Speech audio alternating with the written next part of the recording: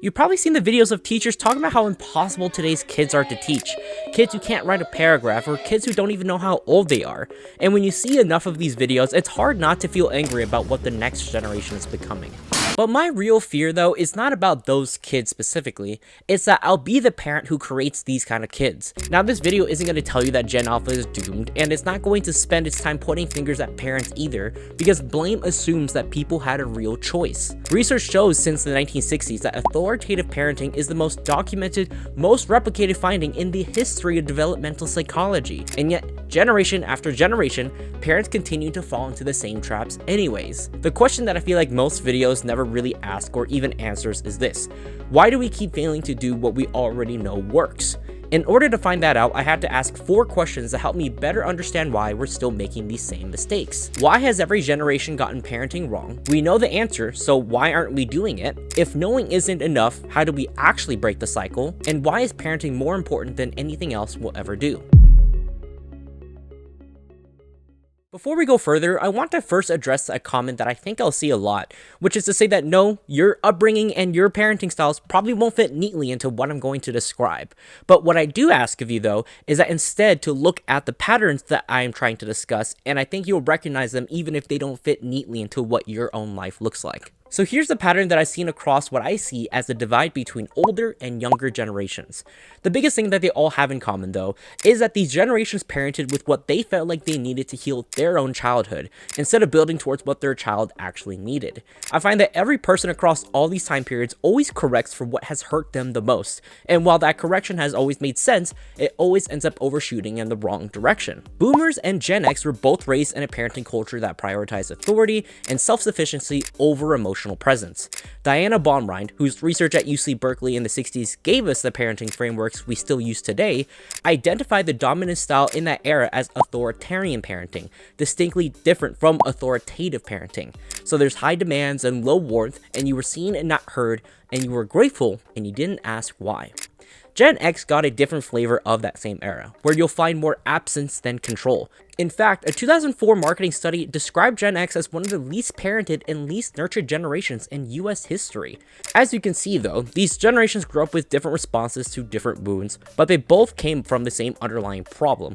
Because if your parents were from an older generation, then you likely grew up in a stable home with everything you needed, and you still feel like you weren't loved the way you wanted to. By contrast, millennials and Gen Z are actually parenting very similarly in ways that they're not really giving each other credit for. 88% of millennial parents say that their parenting style is different from how they were raised, and 74% of them specifically identify as practicing gentle parenting. Gen Z is also following the same trends, so as you can guess, there's more warmth, more validation, and more of this prevailing idea that I will never make my kid feel the way I felt. And while this is the right instinct, this did end up being aimed at the wrong behaviors, because what I do find as similar between Gen Z and millennials is that their parenting reflected a healing of the inner child that had never experienced the love that they wished they had. So as a result, they've become so terrified of repeating the cycle that they slip past the answer entirely. Studies show that surface level warmth without the structure that completes it creates a whole generation of kids who are deeply loved, but also genuinely unprepared.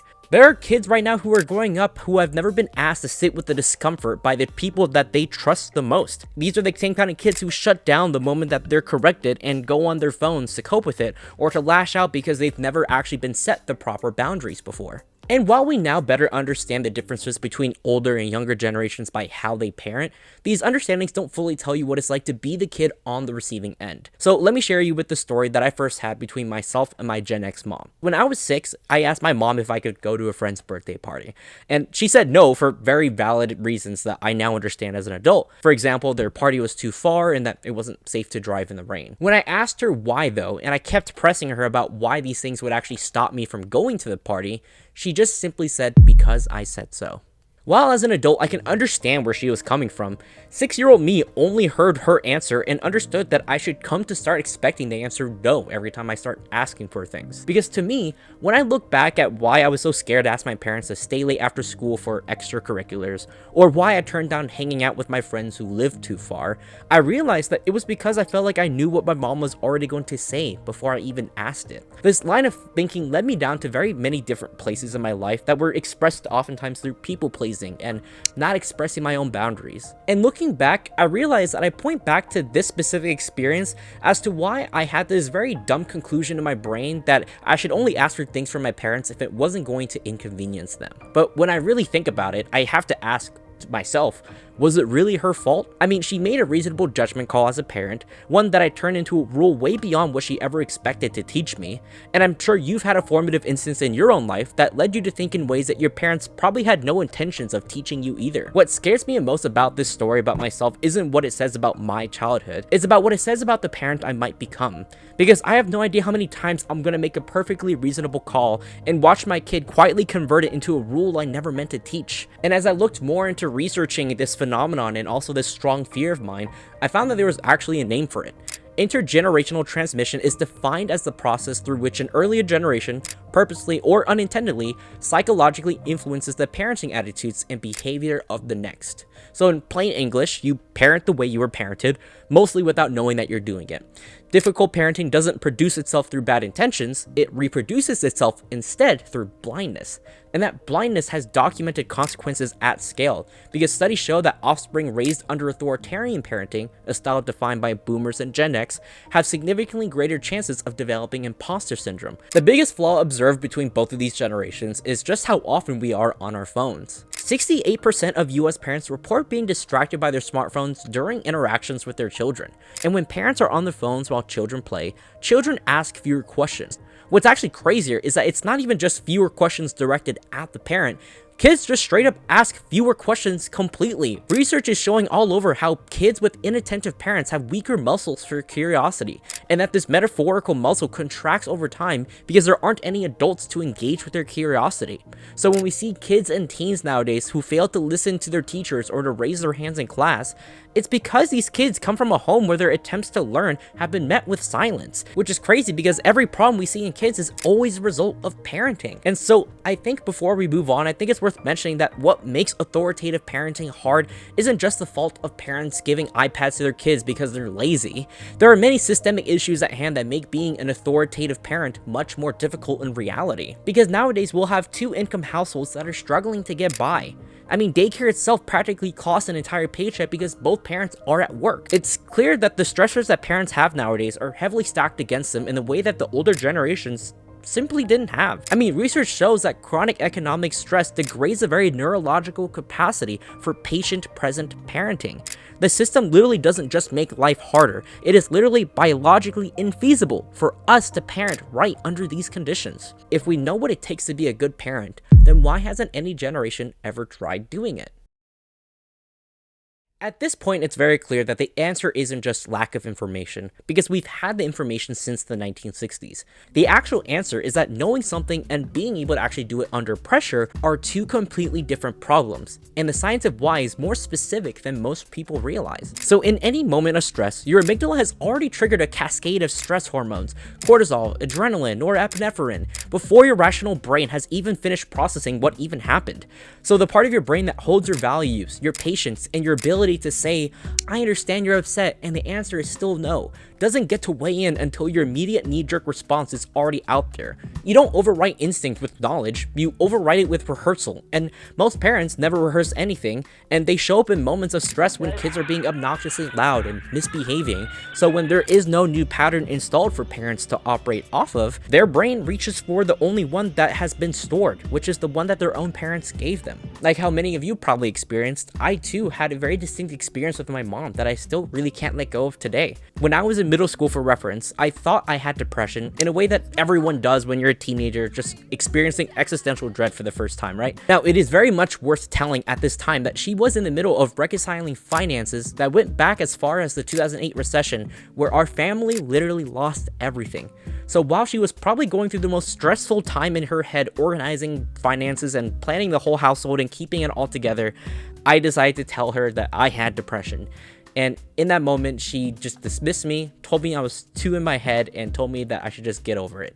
While I obviously never had depression looking back, I did express at that time in my life what my real, most true feelings were. And opening myself up to my mom when I felt most vulnerable, only for her to turn me away. As a teenager, I was just so caught up in my emotions that it never made me even consider what she had felt. In that moment, it made me realize I could just never feel comfortable opening up to her like that again. I know for a fact my mom was never trying to be cruel, but that part of her brain, which is the one that she was clearly seeing that I was trying to be vulnerable, was just so overloaded with so many stressors that the only available response she could give me was the one that her own parents had given her: to get over what was in your head, to stop making it worse by thinking about it. And she ran with that, and that's what she passed down onto me. And interestingly enough, when I did my research, there is a documented answer for what should have happened next, because the biggest part of this wound that I have still left within me wasn't even the moment it had happened, but the silence that had come after. Studies on rupture and repair in parenting find that children whose parents came back after conflict, who named what happened and who said I was wrong, here's why I reacted that way, showed better emotional regulation and fewer behavioral problems than children whose parents simply moved on. Parental authority did not suffer when parents apologized to their children. So when there is rupture without repair, it ends up teaching children that love only survives conflict by pretending like the conflict never happened, that you should never expect someone in authority to admit that they were wrong. And what I found is that older generations are more likely to not apologize through many cultural reasons and in a way that protects their authority as parents. So with younger generations, especially on social media, recognizing this, I find that the pendulum for parenting for younger generations has swung all the way from authoritarian parenting past authoritative parenting and into the territory of permissive parenting. Because validating feelings is important, but it is also an incomplete approach to parenting. The neurology behind why newer generation parents don't set good boundaries and over-apologize is the same exact reasons why older generations have a harder time apologizing. The amygdala fires when your child is upset, so your brain registers this discomfort as a threat to the relationship. So the prefrontal cortex, the part that could say, no, I love you, but the answer is still no, doesn't get its turn before the apology comes out. Oh, I'm sorry I hurt your feelings. What can I do to make you feel better? Followed by an ice cream and an iPad to smooth over the harsh edge of actually acknowledging the conflict. And the parent at that moment feels relief because the threat to the relationship has passed. But only for now at least. A study by the Thriving Center of Psychology found that 64% of Gen Z and 59% of millennials have difficulty saying no, compared to just 42% of boomers. So the same generation gentle parenting today are the generations that can't set limits on their own lives as a result of this inherited neurology, and it transfers directly into the home and to their children. Research in pediatric clinical settings confirms this. The parent's avoidance of their own discomfort produces a child without the tools to handle their own when they get older. And this is the trap that I feel like every generation keeps falling into. Older generations generally don't want to undermine their own parental authority, so they justify it by saying that they'd rather have successful children who don't love them than having children who are bums. And then on the other side, you'll have younger generation parents who believe that they'd rather have bums who love them than successful children because they can't stand the thought of children who won't talk to them once they turn 18 and move out of the house. Both of these sides have very fair points. We don't want bums at all. We want successful children and we want children to love us. But I feel like this discourse, even when younger people represent this older generational perspective, doesn't get at the core of what I feel like is very deeply wrong. Why can't we have children who love us and are successful? After all the research I read, I found that the actual mechanics of breaking the cycle came down to just 3 very simple things, and they're very hard to do, but they are also very impossible to fake. The first step of breaking the cycle is to pause.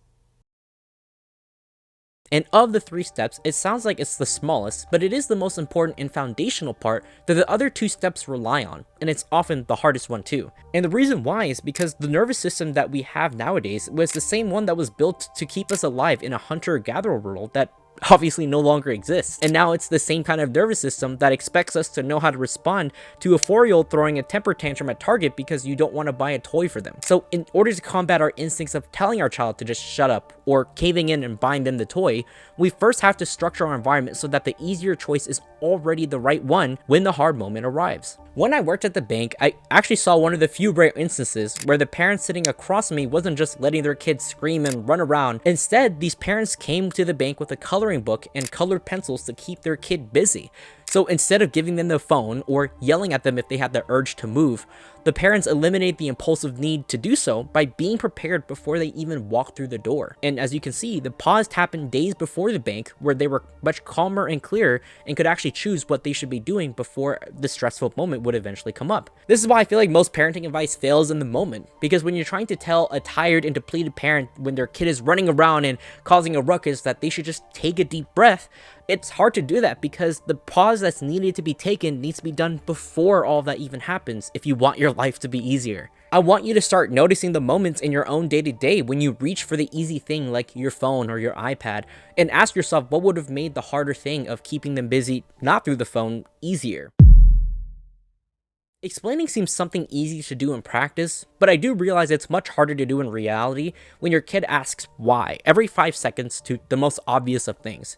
So let's actually spend some time to break that down. When you give a child a reason for a limit, you're not just being polite, you are participating in their cognitive development, because research on moral development shows that children move from external obedience to internal moral reasoning, specifically when adults reason with them rather than issuing commands. So a child raised with explanation becomes an adult with an internal compass, whereas a child who is raised with the phrase, "because I said so," becomes an adult who only behaves when they're being watched by their boss. So here's how we can actually better understand how to rewire our instincts of actually explaining something after your kid asks you why for the 10th time. So if we go back to the example where my mom told me I couldn't go to my friend's birthday party and I asked why so many times, if she had further explained in a way that I could understand that it was too dangerous to drive in the rain because we could be unsafe, or that it was too far because it would take all day to drive there and back, I would have actually understood by that point why I couldn't go, and I wouldn't have just assumed in my head that they're always just going to say no. And I think it's always fair to acknowledge that you as a parent can just openly say you don't want to do something because you're stressed out and tired to your kid,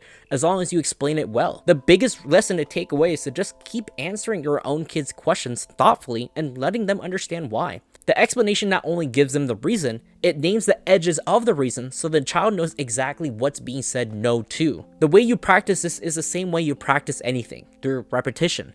Not in the hard moments, but in the easier questions, for example. When your kid asks why they have to put on the shoes, or why can't they have a snack after dinner. These are not annoying interruptions, these are actually the small moments that we have to build up our mental gym where the muscle of explaining gets built. Each of these questions is a very precious chance to practice giving real reasons in one short sentence, so that when the actual hard moments come, when you're exhausted and frustrated and the stakes are as real to the kids as going to a birthday party, the explanation is already automatic because you're not searching for a reason why, it's the response that your brain just automatically reaches for first. In the many years that you'll be a parent, you are bound to mess up. That's just going to happen. You're going to go too soft when you should probably be holding the line. You're probably going to end up saying something that you regret because you're too tired and exhausted that probably hurt your kid more than you intended it to. Because rupture does and will happen. And the repair is what you can actually control, which dictates what happens after. Real repair uses discomfort as a teaching tool. The child needs to feel the anger, sit with the sadness, and work through the regret in the same way that the adult needs to as well. And I find that a lot of adults don't actually do that because their parents didn't do that for them and with them too. The parent's job in repair isn't to erase those feelings. It's to come back, name what happened, and take responsibility for their part in it, and to stay present while the child works through their part. Research on overprotective parenting directly states that children who are shielded from negative emotions develop into adults with worse mental health outcomes, weaker emotional regulation, and a documented inability to handle frustration or delayed gratification. And I think about what would have happened if my mom had acknowledged these instances in my life with something small, like, "I shouldn't have dismissed you like that," or "I was too stressed and I took it out on you and it wasn't fair." To me, the power of repair is the strongest of the 3 steps because it teaches your children how to behave in an imperfect world as an imperfect person. The sooner you present yourself to be not as an infallible authority figure, but also just as a kid who's just grown up and learned a thing or two, is that your kids will soon start acting like adults too without having to learn the hard lessons to get there. I find that immature people are the people who think they've become adults without the adults in their life actually challenging them. And that's all that I feel like immaturity has ever boiled down to. Repair never undoes the rupture, but it does teach the child that rupture doesn't have to become the rule. And the more that we address these conflicts, the more that we can better overcome them. Pause, explain, and repair. These things in practice seem so simple, and to be fair, you probably already heard them in one place or another, but I do think it's worth stating these things like how I did anyways, because the sooner we understand why we don't do these things, the better we can catch ourselves and learn to intentionally focus on fixing them. The greatest pitfall any parent can come across is to think that they figured out parenting and have no lessons to learn, and that at the end of the day, it's the humility and understanding that we too have to sometimes use 3-word frameworks to remind ourselves how we can always improve ourselves and how we can be better parents. And I want to close things off by explaining just how important that is, that we all do our best to follow these frameworks and what this means at scale. I know that I come from an emotionally distant style of parenting, and I know that I'll always instinctively overcorrect towards warmth instead of setting proper limits. I can already see it in how I move through the world on my own, how hard it is that I try to set boundaries with people in my life, how much easier it is for me to give in to my own self-interest than to let someone be uncomfortable. I know I'm going to go too soft sometimes, and I already know all this, to be fair. But the lesson I want to instill in myself in the future, to prospective parents and also to current ones, is that the goal should never be about perfection. The whole point of pause, explain, and repair is that they don't require you to be your best self in the moment. They require you to act with intentionality, and intentionality is built through just constant repetition. And here's what I keep coming back to about why any of this matters beyond just your own household. And I could have made this video about how daycare is eating through the paychecks and private equity is actually to blame for all of this. All these very real and important conversations, like how wages haven't kept up with productivity for years, and that's why parents are too tired to even focus on being a good parent. All of this stuff is true, don't get me wrong. But I didn't make that video this time because systems are made of people, and people are made in homes. I know that this can come off as a thinly veiled attempt to try to humanize evil people in the world, but at the end of the day, it's still true, and I need to say this with my full chest because I sincerely believe it, but people were once kids as well. The senator who votes on family policy was just a kid once. The CEO who cut benefits was also just a kid. I say this because systems will only change as fast as the people inside of them are capable of changing them. So when I say parenting is the most systemic and most important thing you'll ever do, I literally mean it. This is not going to be a metaphor, and it's not a feel-good closer either. I literally mean that the aggregate of every parent who pauses instead of reacts, who explains instead of commands, and who repairs instead of pretending the rupture didn't happen, creates a society at large of well-functioning adults that will move through the world with confidence without arrogance, humility without shame, and empathy with boundaries. This was how our world came to accept women and people of color when the generations of people before them were taught that they were somehow lesser than us. I know that the distance between the parent I had and the parent I want to be isn't an incredible amount of hard work or virtue. It's just awareness. Awareness that the small moments are the big moments to our children. That the silence after the rupture is where the wound actually forms. That a single sentence of reasoning, if specific enough, can be the difference between a kid who stops asking questions and lets the adult do all the thinking, and a child who keeps going with the confidence of navigating the world. But I do want to acknowledge that if you've already made it this far in the video and you're wondering what our next generations will look like, I highly recommend you check out my video about our education system and how we can improve it, because I definitely know you'll feel much more empowered about how we can actually improve our school's community after watching it. My wife and I don't have kids yet, but I think about my future kids literally almost every day. I think about the parenting folder that I literally have saved in my Instagram, and everything I've quietly prepared for, and all the ways that I feel like I'm going to fall apart when I eventually become a parent. I'm never going to be a perfect parent, no matter how many more parenting reels I'm going to save into that folder. But the more that we invest in our understanding of what our kids actually need, not what heals our inner child or not what's easiest for us when we're tired, but what actually really builds them into the adults that they need to be, I find that at scale, if we all do this, we create the kind of people who will build a better world for all of us, not just for themselves, but for our children and their children's children. This is the kind of mentality that people had for thousands and thousands of years that have created the person that you are now today. And while you may not want to be a parent yourself, I find that parenting is going to be the most important thing I'll ever be able to do.